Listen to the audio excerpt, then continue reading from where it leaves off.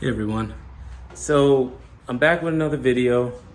My car, the S2000, the very first video that I made was of me trying to change my fuel filler cap on, well, I changed the entire filler neck assembly on the car thinking that the check engine light was gonna go away because that's what the code read.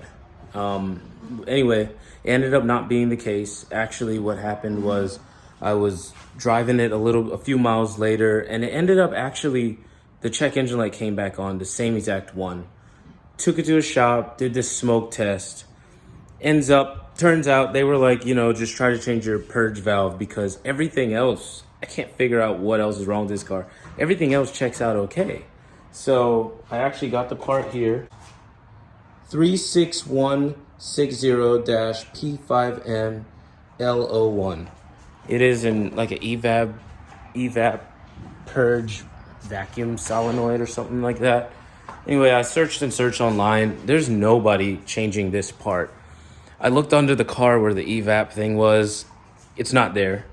So I actually found where it is. So I just looked around. I actually have a manual. My manual's right here. It goes right here. And I've been looking, Evap emission canister purge valve, which is right there. So I was following the lines and everything. I thought it was somewhere back here because there's another valve there, the bypass solenoid and the shutoff valve. But I specifically got this one. Anyways, so real quick, found it in the engine bay. It's after looking everywhere. It's actually right down, man, you can't even see. So if you have an S2000, follow your radiator hose and that one, and it's right, let me see if I can get a light on. Got a light right there. So I know I looked at it and everything, so I'm gonna actually just, like, you see how it is, and the connector's right there, just same setup. It's two hoses, they're held on like that. So I'm gonna pull, I haven't done this before, but I'm pretty sure as I get into it, it's gonna be pretty simple. I'm just gonna pull it up, disconnect that thing, and disconnect the hoses and put the new ones on here. That should be it. I'll let you guys know how it goes in a second.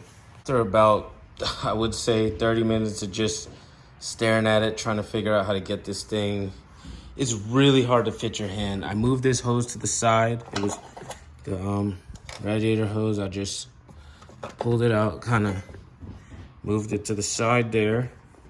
And you really just gotta kind of squeeze your hand down in there and just play with it. And you get one hand from one angle, the other hand from kind of back here, and then you just pull it. So anyway, got my hoses. There is a hose, I think it's like a single-use clamp that was actually on the fuel filler neck as well, but I'm gonna replace it with a worm clamp instead because worm clamps are just easier. I'm gonna go buy some right now at the auto parts store. But anyway, this is the old part, and that's new one. Hopefully, oh, not my feet, sorry. Hopefully it fixes the problem. I don't know, I'll have to see. It's really just kind of troubleshooting because honestly, I really don't know. And the guys at the shop that did the smoke test, they didn't know what the problem was either. So they're like, just go ahead and try to replace that. They were gonna charge me 1 hour's worth of labor. This is not, I know I said it, I've been fooling around with it for a while, but honestly, that is not a 1 hour job. So I would definitely suggest just do it yourself. I'm about to finish this. I'll update you guys once I get my worm clamps and we'll go from there. I'm gonna just use it on the bottom hose. Hard to explain right now, but once you actually get into it, like this one, right? So these are, you see that hose right down there, right? That single use clamp. I'm gonna take that off. This one I'm gonna keep on there because those are pretty good, but I don't know the names of these things. I need to learn them, but anyway, I know that one I'm gonna use, and this single use one, I'm gonna put the worm clamp on that. That way it'll be a lot better. A lot easier to take off for the future as well. By the way, be careful with this thing right here on that Evap hose. I'm pretty sure that's Evap. Yeah, I cut my hand. Ouch. It looks a lot less It looks a lot less painful than it is, but that shit hurts. If you're wondering why the car's jacked up, I don't have it jacked up so I can do this. That would be stupid. I actually had it jacked up because my brake caliper, this one is seized. That's taking quite a bit of force to move it. So, I'm gonna it's been acting up on me and sticking, but now it's just completely, it's messed up. So, sorry, my hand was on it. But yeah, I was trying to, like, this is me putting minimal effort and it's not moving. Now, so yeah, it's frozen. So, or seized. It unsticks itself, but it needs to, I need to get new.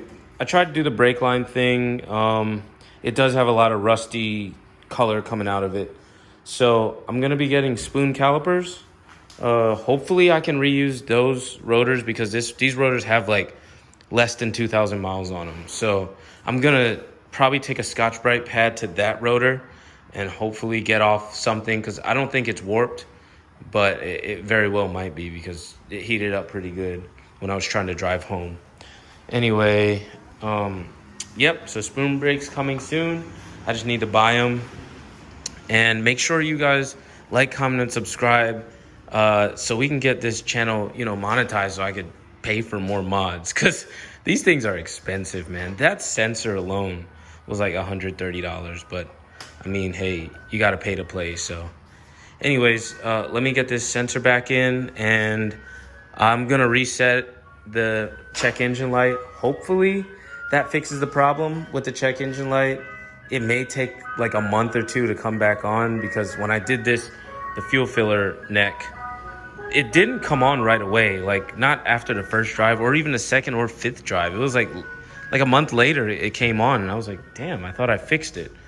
Got the smoke test done. It didn't show anything. Now they said try with that purge valve, because there's nothing else that shows that it's wrong. So everything else looked it looked normal. So we're going to see if this does it. I hope it does. If not, then back to the drawing board. I'll just change another thing. Or I'm not going to delete the Evap, because that's a headache and it's more problems once you delete it. I want to keep the Evap. I want to be able to do my emissions, but I need to figure out why this check engine light's on. Let me put the sensor back in and reset the check engine light. I don't know if it's going to come. The only thing with this valve, I heard that, at least from what I know, it heats. I don't know if you have to drive it or not, but I think you have to heat it up first. Once the car heats up, then the valve kind of does its thing. There. So, I don't know. We'll have to see. We'll have to see how this purge valve solenoid thing works out. I'll put the part number in the description. I will also... I don't have a link for where I got it. I just got it from one of the Honda parts suppliers, but hopefully this fixes it. I'm not going to be able to drive the car because the brakes, obviously, but I'm going to let it warm up to temperature, let it do its thing for a little bit.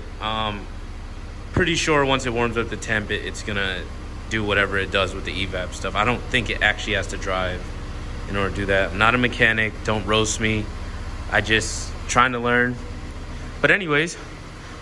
see you guys in the next video. Hopefully the next one. I'm gonna be going to New York in a couple days. So I won't be able to work on the car or anything. So I'm gonna maybe put a couple videos when I'm up in New York. I'll just film like kind of just going out, hanging out, and doing stuff like that. So here my house is in Texas, but I actually am from New York.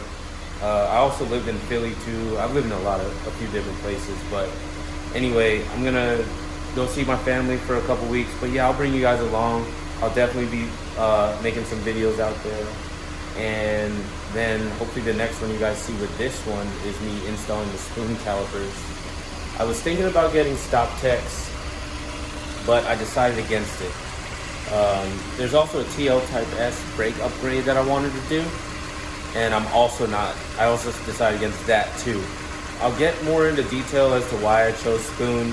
I don't want to ask for like opinions, because although there's not many of you guys watching my videos, but I don't want to ask for opinions, but I know that because I know what I want personally. Like, it's cool to get opinions and everything, but everyone's going to tell you one thing. I'm just going to stick with spoon. I'll go over details why I'm doing it in the next video with the car. But anyways, stay tuned for more and see you guys next time.